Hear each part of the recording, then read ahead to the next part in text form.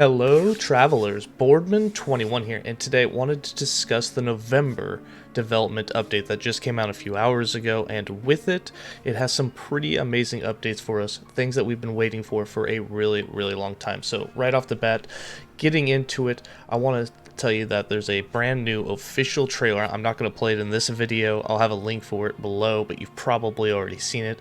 The trailer is absolutely amazing. Some of the comments that I've read on it, some people are talking about how it didn't show off any gameplay. Well, it's not a gameplay trailer. It's just a trailer that really shows an aspect of Last Epoch that it's really known for. It might be hard for new players to discern that from the video, but it does a really good job at showing you the different eras of time and how you're battling different mobs and such through those different eras of times, and showing off the thematic differences such as element types. You see the Necrotic Army, you see the Void Corruption, you see Dawn of Fire in the Divine Area and such, and it's actually really cool trailer. I really like how it was put together, and it's really polished, so I really enjoyed that. Definitely check it out. Again, that'll be in the description below. But some of the things I really want to get into is the roadmap and some of the other things that are been announced for the first time that are coming, such as things like a Tempest Strike rework being confirmed. So first, the roadmap. Again, January 11th, we got item factions. They're going to talk about the trade versus prophecy, the factions, all of that. The 25th, we get the Warlock preview. On the 8th of February, we get the Falconer preview. And then, of course, on the 21st, we'll launch. That we already knew. But going down, all the way down here to other features, a couple of weeks ago, they invited people to provide feedback on things they wish they knew as a new player in Last Epoch. They want to thank everyone for providing responses. Again, there's going to be a link to this forum post in the description as well. So if you'd like to provide some of your feedback, feel free to click on that, and then you can click on this link and give your feedback. They are always looking for ways to improve the game. So for visual improvements, this is a big one. Lighting and shadows, and I'm actually really impressed with how good this looks. One of the major goals for the game is to improve both visual quality and performance across the board. To continue chasing the goal, they're making multiple changes to the lighting system, shaders, and more. Historically, many of the scenes felt a bit floaty, with characters and objects not grounded in the way that they would wish. A big part of this issue is missing good contact shadows and shadows in general, and there's many reasons why it's not as simple to solve as it may look. The most significant reason is, of course, the performance of the game. One of the systems they've improved for 1.0 is ambient occlusion.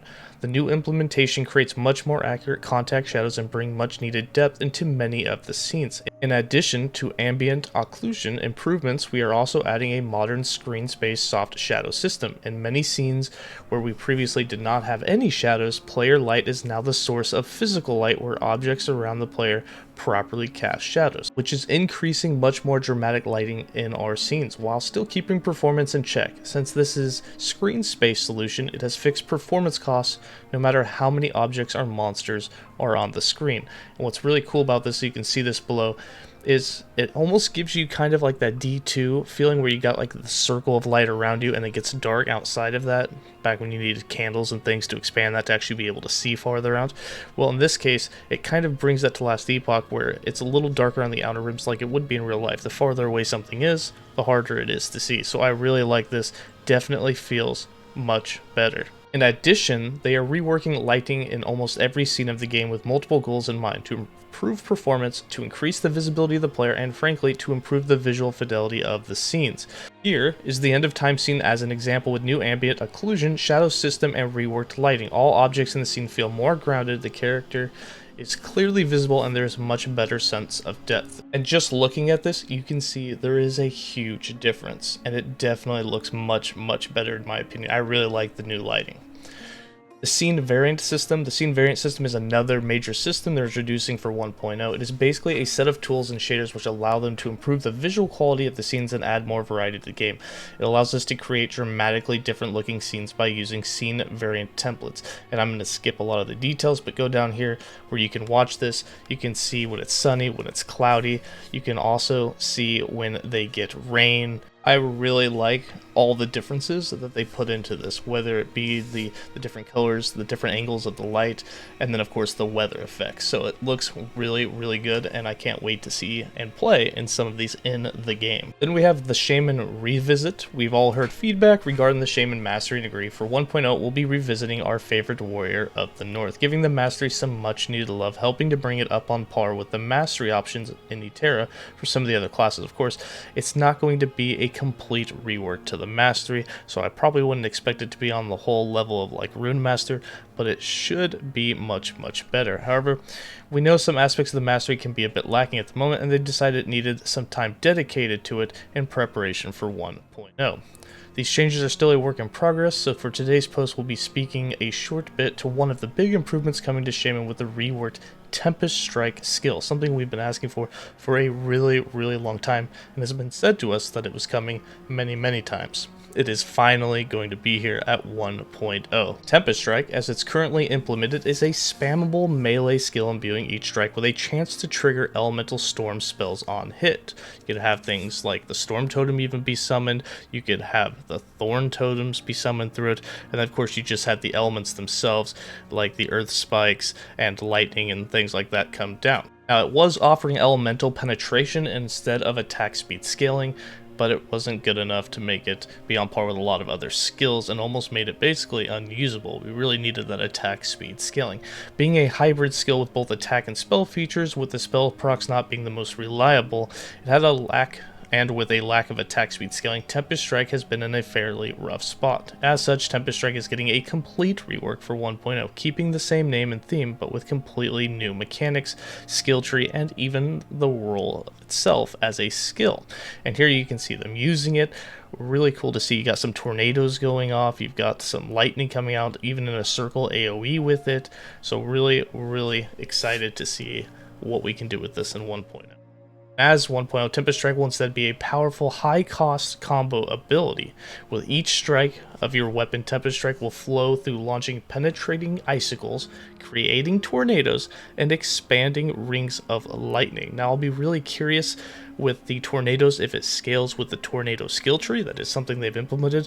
Now we know that icicles and the lightning, there aren't skills around that, but it would be cool if the icicles scaled with, say, ice thorns, and then of course for lightning I'm not sure what they would do with that, but hopefully there's ways to scale those.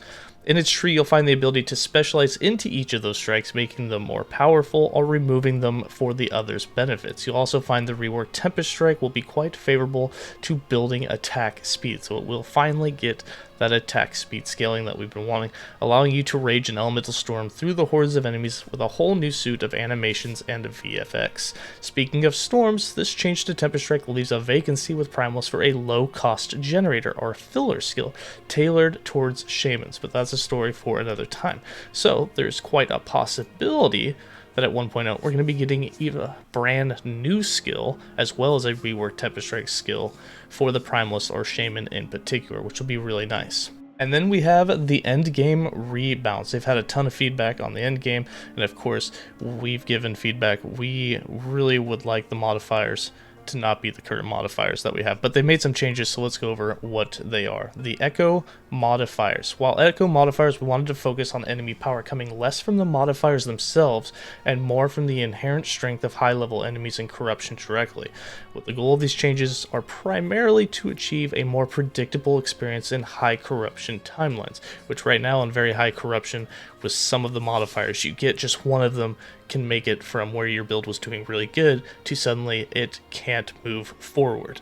So hopefully this will do away with that. To accomplish this, they've made echo modifiers have shorter durations, now lasting a maximum of 3 echoes instead of 6 like they can right now, and importantly, made these mods no longer scale with corruption or distance from center, which means that modifiers are going to have their set percentage, say it's 20% chance to dodge or 15% elemental resist. Those will never change. Those will always be the amounts. So we will now know what they are, and they won't scale up later. As they dove into the echo modifiers, there was a number of mods which scaled invisibly with with corruption, including enemies enraging at half health. Enemies have high speed and crit chance until approached, and enemies are deadly if not damaged, which is why at higher corruption, those ones were really bad for your build if you took them. These mods actually scaled at the same rate as increased damage modifiers, which, if you're familiar with those mods, means these quickly became extremely deadly without clearly presenting themselves with the increasing difficulty of the mobs. This will no longer be the case, as these will now have fixed values alongside with all the others, including the infamous increased damage mods. We're still tweaking the numbers for this and testing the changes, so we're not quite ready to share the numbers yet. These changes to echo modifiers should make for a smoother, more predictable experience. However, we don't expect tackling endgame scaling to suddenly be an easy task. Now that the echo modifiers will all have fixed values, that means that corruption is going to be the main source of enemies doing more damage and having more health. And here you can see that they've changed it. At 100 corruption, enemies will have 60% more monster damage and health from 50%, so just as soon as you get to empowered, enemies are already going to be slightly harder.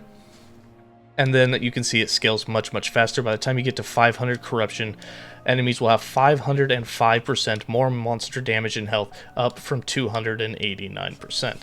So the corruption for the damage and health of mobs will scale much faster, but all the modifiers you choose will not only last only 3 echoes instead of 6, but they will have fixed amounts to them instead of increasing as your corruption went up. Then a really cool new fix, corruption will now also slightly scale up the average legendary potential and Weaver's Will values. This means item rarity from echo modifiers will increase the total number of unique item drops for more chances at legendary potential, while corruption will have a multiplicative effect, directly increasing the chance for legendary potential on each unique item which drops. So we should be able, especially in higher corruption, to have a much better chance for legendary potential drops, which means you can now work towards it, which is really cool. And then in the closing comments, with 1.0 being such a significant point for us, features are not the only thing we're working on. They're going to continue to work through many of the current bugs, improving the networking, improving performance, addressing many balance concerns brought forward, and they want to ensure the last Epoch has the best launch that it can for everyone, and they're working hard towards that goal. With 0.90, they had to change a number of processes with the community tester program, for those of you that are in CT, meaning we weren't able to get the program back up and running for 0.9.1, and managed to get the program up and running only just before 0.9.2, which means there wasn't much testing before the last patch went live. We know with this there's been feedback and concerns regarding if there will be sufficient testing and review of these big new features coming to last Epoch. We're happy to say the program already started a week ago, providing testing a few of the upcoming features, and they're already adjusting to the feedback given by those CT testers. What's nice about this, we're about 4 months away from launch and they're already testing it, which means I am really hoping they squash a lot of those bugs and get everything all balanced and working perfectly. So I'm going to have a lot more faith in 1.0. Which I was also kind of worried myself when 0.9.2 dropped, the amount of bugs that came with it. So really nice to know that they're already testing and they have a lot of time to do so. And with that, that's really all I got for you guys. Really excited to see that Shaman rework. Really excited to see Tempest Strike and possibly a new skill. Tempest Strike is a skill many of us have been wanting to use it for a really long time. So hopefully it comes in and it performs as well as we're hoping. But that's going to be it from me, guys. As always, stay safe and have a good one.